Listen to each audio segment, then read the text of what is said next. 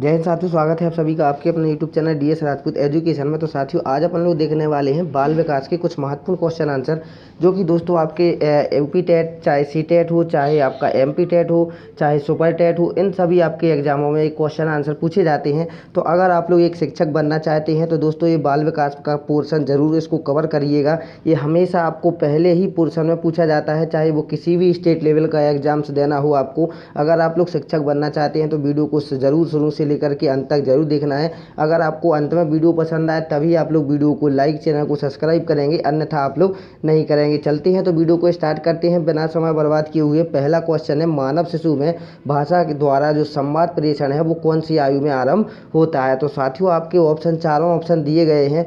तो इसका जो आंसर आपको जैसा कि दिख रहा होगा, ये आंसर दिया हुआ है कि 3 वर्ष में जो है मानव शिशु में भाषा के द्वारा संवाद प्रेषण करना प्रारंभ कर देता है। कौन सी उम्र में? 3 वर्ष की आयु में। ठीक है, अब नेक्स्ट क्वेश्चन है, आपको दोस्तों इसमें आंसर नहीं दिखाया जाएगा, अब आपको केवल आंसर देना है। अगर आपकी अच्छी तैयारी है तो आप लोग आंसर देने की कोशिश जरूर करिएगा, भले ही आपको नहीं आता हो। अगर आप लोग आंसर देने की कोशिश करते हैं तो आप अगर गलत भी देते हैं और जैसे ही आपको सही क्वेश्चन का आंसर बताया जाएगा, उससे आपका जो है माइंड में एक क्वेश्चन का आंसर हमेशा सेव हो जाएगा। तो चलते हैं नेक्स्ट क्वेश्चन देखते हैं। अपन लोग पूछा जा रहा है कि मानव शिशु रोने के द्वारा जो संवाद प्रेषण है वो निम्नलिखित में से किस आयु में प्रारंभ करता है। तो बच्चा जो रोता है उसके द्वारा जो संवाद प्रेषण है वो कौन सी आयु से करने लगता है। ठीक है, रोने का जन्म से 1 वर्ष, 2 वर्ष या फिर 3 वर्ष। तो जल्दी से इसका राइट आंसर दीजिएगा दोस्तों। तो क्या होगा इसका राइट आंसर? तो साथियों, आप लोग जैसा जानते हैं कि जो मानव शिशु रोने के द्वारा जो संवाद प्रेषण करता है, तो बच्चा जैसे ही जन्म लेता है तभी से ही बच्चा क्या है, रोने का संवाद जो है प्रेषण द्वारा प्रारंभ कर देता है। ठीक है, रोना प्रारंभ कर देता है जन्म से ही। तो आपका राइट आंसर होगा पहला ही विकल्प, जन्म से। ठीक है, ये आपका उत्तर भी दिया रहेगा। नेक्स्ट क्वेश्चन है आपका कि मानव शिशु बबलाकर संवाद प्रेषण निम्नलिखित में से किस आयु में प्रारंभ करता है। तो आपका ऑप्शन क्या रहेगा सही, आप लोग पढ़िएगा और आंसर देने की जरूर कोशिश करिएगा। जन्म से 1 वर्ष में, 2 वर्ष में या फिर 3 वर्ष में। तो दोस्तों, जो बबलाकर संवाद प्रेषण करता है मानव शिशु, वो कौन सी आयु में कर देता है। तो साथियों, ये आपका 1 वर्ष में ही क्या है, प्रारंभ कर देता है। तो आपका राइट आंसर होगा बी विकल्प। ठीक है, तो दोस्तों आप लोग आंसर जरूर देते चलिएगा। जो भी क्वेश्चन का आंसर आता हो आप लोग आंसर मिलाते चलिएगा, अपने आप को चेक करते चलिएगा कि आपकी तैयारी कैसी है। आप लोग अगर एक शिक्षक बनना चाहते हैं तो दोस्तों चैनल को भी जरूर सब्सक्राइब कर सकते हैं। साथियों, आपको बता दें, इसमें आपको कोई भी चार्ज नहीं देना पड़ता है, चाहे आपको वो PDF हो, चाहे आपको वो क्लासेस हो, कोई भी सब्जेक्ट हो, सारी की सारी क्लासेस और आपका PDF एकदम निःशुल्क आपको प्रोवाइड कराया जाता है। तो ज़रूर आप लोग बने रहिएगा और आप लोग आनंद लेते रहिएगा। और अगर आप लोग टीचर बनना चाहते हैं तो चैनल को भी ज़रूर सब्सक्राइब कर लें। देखते हैं और भी क्वेश्चन है। तो दोस्तों, नेक्स्ट क्वेश्चन में पूछा जा रहा है कि मानव शिशु अंग विक्षेप के द्वारा संवाद प्रेषण निम्नलिखित में से किस आयु में आरंभ करता है। तो अंग विक्षेप के द्वारा जो संवाद है वो कब से करता है। तो अंग संवाद आप लोग जानते ही होंगे कि जैसे कि बच्चे का हाथ है उसको हिलाना डुलाना, पैर है होता है उसका, ठीक है, उसको भी हिलाने डुलाने का जो संवाद प्रेषण है वो कौन सी आयु में। तो दोस्तों आपको बता दें, वो जन्म से ही ये चीज़ें प्रारंभ कर देता है। नेक्स्ट क्वेश्चन देखते हैं। ये छोटी छोटी सी चीज़ें हैं, आप लोग इसको जरूर कवर करते चलिएगा। अगर आप लोग बाल मनोविज्ञान पढ़ रहे हैं और अगर बाल मनोविज्ञान की तैयारी अच्छे से करना चाहते हैं तो ये छोटी छोटी चीज़ें आपको जरूर आनी चाहिए। ठीक है, इसीलिए हम आपको ये शुरू से यानी 0 लेवल से आपको बाल विकास जो है प्रोवाइड कराए रहे हैं। ठीक है, तो नेक्स्ट क्वेश्चन है, निम्नलिखित में से किस आयु में बालक केवल सरल वाक्य बोल सकता है। तो सरल वाक्य बालक कब बोल सकता है, 2 वर्ष में, 3 वर्ष में, 4 वर्ष में या फिर 5 वर्ष में। तो जैसा कि आप लोग जानते ही होंगे दोस्तों कि किस आयु में बालक केवल सरल वाक्य बोल सकता है, किस आयु में, तो वो आपको बताना है। तो दोस्तों इसका जो आंसर होगा वो क्या आंसर सही हो जाएगा। तो बच्चा जैसे ही 3 वर्ष की आयु में पहुंचेगा, 3 वर्ष की आयु में लगभग उसमें सरल वाक्य बोल सकता है। ठीक है, वैसे तो 1 वर्ष में भी बोल सकता है, 2 वर्ष में भी बोल सकता है, लेकिन सरल वाक्य पूछा जा रहा है। ठीक है, तो ये 3 वर्ष की आयु आपका राइट आंसर हो जाएगा। ठीक है, नेक्स्ट क्वेश्चन, सॉरी, इसका 2 हो जाएगा आंसर। ठीक है, तो दोस्तों इसका आंसर क्या होगा, 2 वर्ष में बोलना प्रारंभ कर देता है। ठीक है, नेक्स्ट क्वेश्चन देखते हैं क्या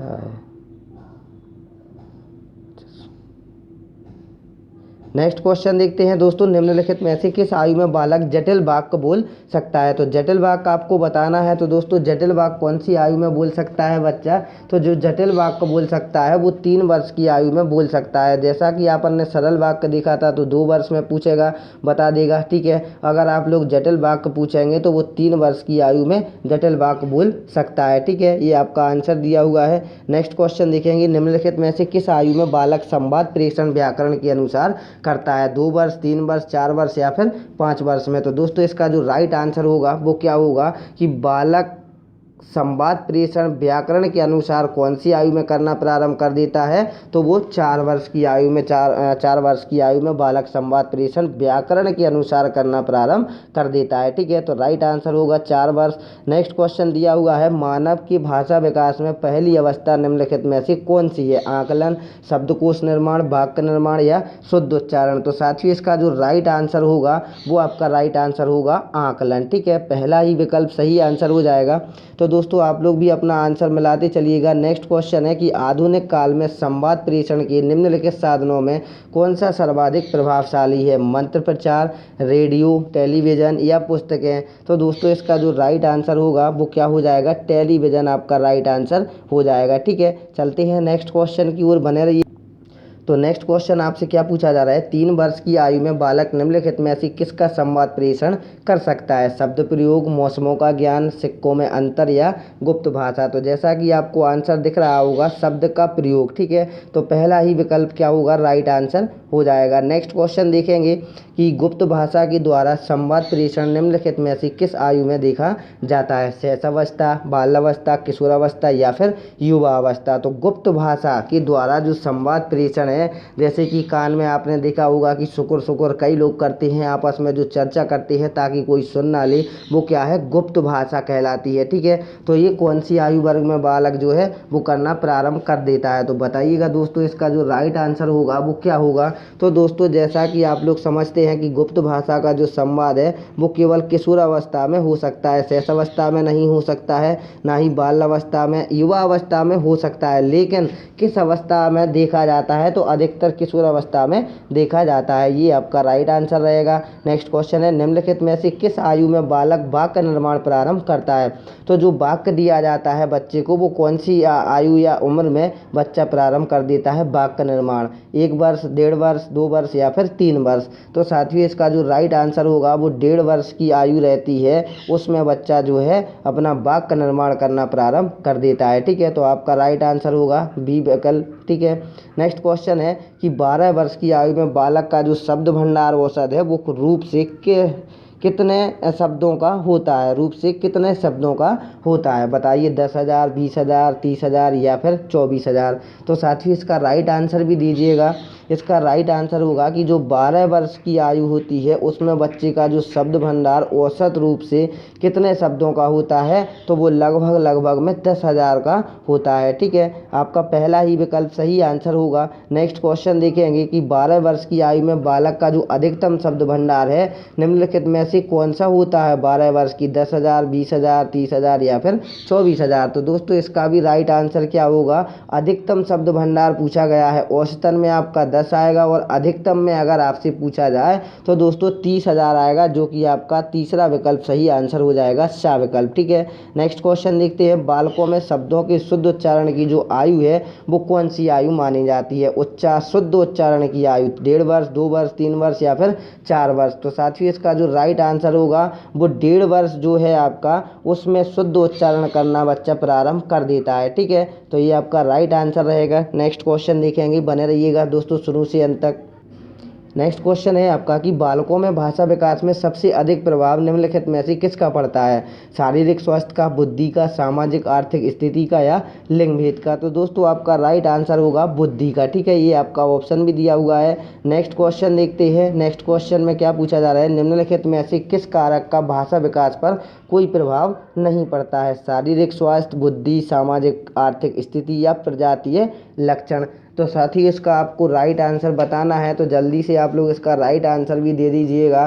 तो दोस्तों इसका जो राइट आंसर होगा वो प्रजातीय लक्षण आपका क्या हो जाएगा, राइट आंसर हो जाएगा, जो कि आपका द विकल्प में आंसर दिखाई दे रहा है। नेक्स्ट क्वेश्चन देखेंगे, निम्नलिखित में ऐसी किस सामाजिक आर्थिक स्तर का जो भाषा विकास में अधिक प्रभाव पड़ता है, वो निम्न वर्ग, उच्च वर्ग, मध्यम वर्ग या उपरोक्त सभी। तो साथियों इसका जो राइट आंसर होगा, सामाजिक आर्थिक स्तर का जो भाषा विकास में अधिक प्रभाव पड़ता है वो पड़ता है आपका मध्यम वर्ग में। ठीक है, तो राइट आंसर होगा मध्यम वर्ग, जैसा कि आपके सामने उत्तर भी दिया हुआ है। नेक्स्ट क्वेश्चन महत्वपूर्ण क्वेश्चन है, निम्न आर्थिक सामाजिक वर्ग में निम्नलिखित में ऐसी किसकी कमी संवाद प्रेषण का प्रतिकूल प्रभाव डालती है, रुपया पैसा का, वाहन का, रेडियो टेलीविज़न का या शिक्षा का। तो दोस्तों इसका जो राइट आंसर होगा आपका वो हो जाएगा रेडियो टेलीविज़न का। ठीक है, सा विकल्प सही आंसर होगा। आशा करता हूँ दोस्तों आप भी हमारे साथ साथ क्वेश्चनों के आंसर भी देते हुए चल रहे होंगे। तो आप लोगों की तैयारी कैसी है वो भी आपको चेक करना है, वो भी स्वयं के द्वारा ही चेक करना है। ठीक है, तो आंसर भी मिलाते चलिएगा आप लोग। नेक्स्ट क्वेश्चन देखते हैं, लड़के लड़कियों में संवाद प्रेषण की योग्यता निम्नलिखित में से किस प्रकार की होती है, बराबर, लड़कों में अधिक, लड़कियों में अधिक या फिर अज्ञात। तो दोस्तों इसका जो राइट आंसर होगा लड़कियों से अधिक। तो आपका राइट आंसर कौन सा होगा वो आपको आंसर बताना है। तो जो आपका सा विकल्प दिया हुआ है लड़कियों में अधिक होती है, यानी कि लड़कियों में अधिक होती है। ठीक है, नेक्स्ट क्वेश्चन देखेंगे, लड़कियों से अधिक होती है। नेक्स्ट क्वेश्चन है आपका कि निम्नलिखित में से किस प्रकार के पारिवारिक संवाद प्रेषण के अनुकूल हैं। तो इसका राइट आंसर क्या होगा, अनाथालय, एकांकी परिवार, संयुक्त परिवार या फिर भग्न परिवार। तो साथियों इसका जो राइट आंसर होगा आपका वो हो जाएगा संयुक्त परिवार। ठीक है, जो कि सा विकल्प आपका क्या हो जाएगा, सही आंसर हो जाएगा। ठीक है, चलते हैं नेक्स्ट क्वेश्चन भी देखते हैं, वो भी बने रहिएगा दोस्तों। नेक्स्ट क्वेश्चन है, शैशवावस्था में ही अंग्रेजी सिखाने से भारतीय शिशु में संवाद प्रेषण पर क्या प्रभाव पड़ता है, अनुकूल, प्रतिकूल, तटस्थ या उपरोक्त कोई नहीं। तो दोस्तों इससे क्या होता है, प्रतिकूल प्रभाव पड़ता है। वो बच्चा क्या होता है, अपनी मातृभाषा नहीं सीख पाता है अच्छे से। ठीक है, तो शैशवावस्था में ही अंग्रेजी अगर आप लोग सिखाना चालू कर दें, जो भारतीय बच्चा है, तो भारत में क्या है अधिकतर हिंदी भाषा बोली जाती है या मातृभाषा उसकी जो होती है। उसके अलावा अगर आप लोग उसको इंग्लिश सिखाने का प्रयास करेंगे तो उससे क्या होगा, प्रतिकूल प्रभाव पड़ेगा। देखेंगे नेक्स्ट क्वेश्चन, ये शायद आज का लास्ट क्वेश्चन है दोस्तों। इसके बाद आप लोगों को नेक्स्ट वीडियो में आपको क्वेश्चन आंसर प्रोवाइड कराए जाएंगे। अगर आपको ये क्वेश्चन आंसर पसंद आए हैं, सेट पेपर पसंद आया है, तो एक प्यारा सा लाइक कर दीजिएगा। और अगर आप लोग इसी प्रकार से और भी वीडियोज देखना चाहते हैं तो चैनल को भी ज़रूर सब्सक्राइब कर लीजिएगा। आशा करूँगा दोस्तों कि आप लोग इस वीडियो को अपने दोस्तों में भी इस वीडियो को ज़रूर शेयर करेंगे। ठीक है, कैसी लगी वीडियो हमें कमेंट बॉक्स में ज़रूर बताइएगा। क्वेश्चन देखेंगे, बालक के भाषात्मक विकास में सबसे अधिक महत्वपूर्ण कारक निम्नलिखित में से कौन सा है, सामान्य अभिवृद्धि का, अंग्रेजी शिक्षण का, धनिक परिवार का या फिर शिक्षा का। तो दोस्तों इसका राइट आंसर होगा सामान्य अभिवृद्धि का, जो कि आपका पहला ही विकल्प क्या है, राइट आंसर हो जाएगा। तो साथियों कैसा लगा सेट पेपर आज का, आप लोग जरूर बताइएगा। अगर आपको वीडियो पसंद आई हो तो ज़रूर वीडियो को लाइक, और अगर आप लोग पहली बार चैनल पर विजिट कर रहे हैं तो चैनल को भी सब्सक्राइब करना मत भूलिएगा। तो चलते हैं साथियों, मिलेंगे एक नेक्स्ट वीडियो में। जब तक के लिए जय हिंद, जय भारत, वंदे मातरम दोस्तों।